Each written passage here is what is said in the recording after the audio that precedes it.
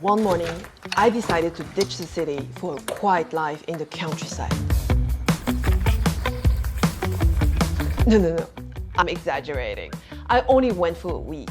But this couple and their 2-year-old did it, and I had the opportunity to join them on their farm and participate in the olive harvest. I'm Giovanna. I'm from the Netherlands, but now I live in Italy, in the Abruzzo region. I'm Bartolomeo. I live here with Giovanna since March. I like nature, I like pole dancing, I like yoga, I like reading. I like gardening, that's part of the reason why we moved here. I like books, reading books, all kinds of books. I really love my daughter. Aurelia! Yeah! I'm Floor, and I experienced my climate awakening not long ago. Climate awakening describes the moment of realization individuals experience regarding the urgency of climate change and their role in addressing it. It often involves an emotional response, feeling of concern, responsibility, and often eco-anxiety. It leads to a shift in priorities and behaviors, which in my case translated to quitting my job and searching for alternatives and solutions to live in a more sustainable way. I will be making a series of videos that document all my encounters. I'm at the start of my journey, so make sure you subscribe to view the next ones. And now, let's ask some questions to Bart and Giovanna. It started with the eco-anxiety. At some point he said we should eat less meat, it's better for the climate. Watching documentaries we found out that, well, it's actually not so nice for the animals to eat meat. So we became vegan. I think once we became vegan, we were more aware of a lot of problems in the world, more sensitive to it as well. I don't know if we can solve this problem, at least we don't want to contribute to it too much. I really felt like we were just consuming, and it didn't feel right for me. So yeah, I really wanted to produce some of our own foods. And then in a sort of meditation, I talked with a tree, a weeping willow tree. And the tree told me, like, you should plant a garden and plant your own food. So I did, and it really helped me with the depression. So we got some berries and apple trees and stuff like that, and herbs.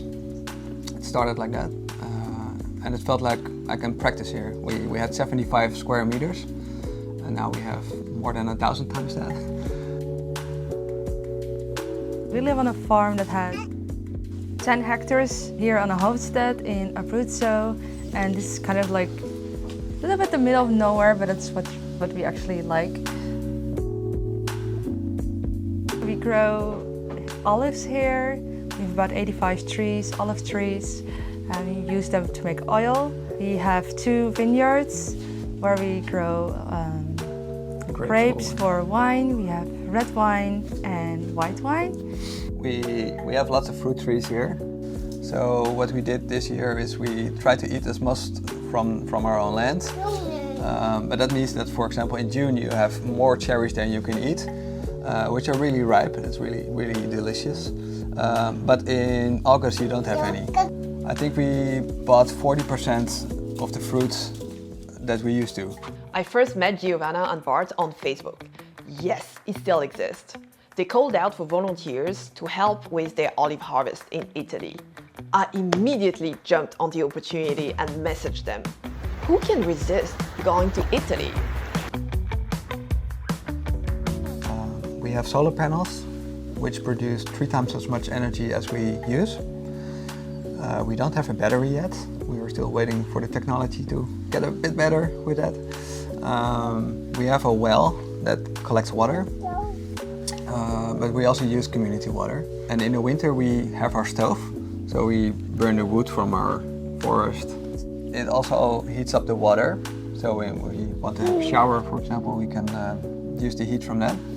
And we also use it's all the same machine, apparatus, and we also can cook on it, and it has an oven in it, so it's really efficient because it does 4 things at the same time. So I think the term self-sufficiency is a little bit misleading because people think that you're really on your own, like an individual.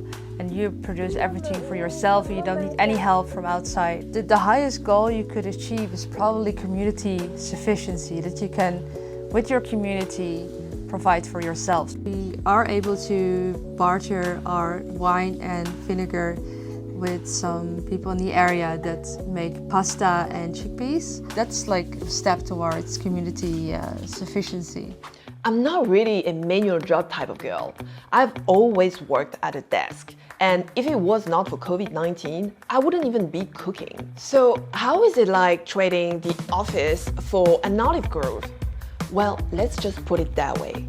It's no walk in the park. It's a workout.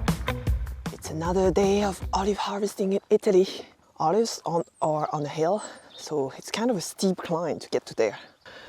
Good morning workout.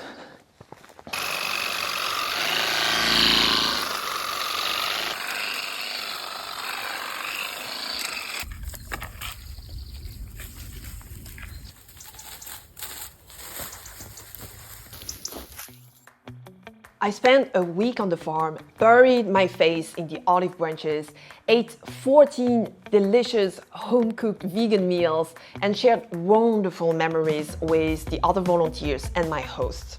I wouldn't say the work was easy. It was physically demanding, especially for office workers like myself, who are not used to moving their body so much. One day, we worked from 8 a.m. to 8 p.m. because we needed to get the olives ready to go to the press the next morning. Finally, there is this feeling of accomplishment at the end of the day when you look at the crates being filled up one after the other. Time just seemed to go by so much more slowly. That's what Bart said when I asked him how he felt after becoming a farmer.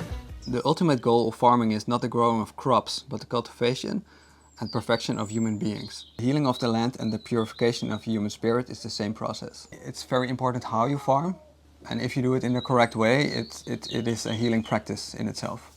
If you like what you're doing and it feels good, then it probably is. Before coming to the farm, I felt oppressed by the pace at which life was happening. The immersion in nature and the contact with my host and the two volunteers really put everything into perspective. Some things just felt undeniably good.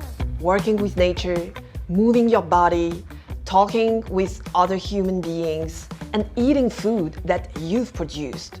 Life could be simple. While 1 week on the farm did not have me take the kind of leap of faith that Giovanna and Bart did, it did bring some perspective on my own life, and I came back with renewed energy and confidence. This is the end of my episode on farm life. I hope you enjoyed it and hope to see you on my next adventure. Could you ever trade city life for farm life? Let me know in the comments below.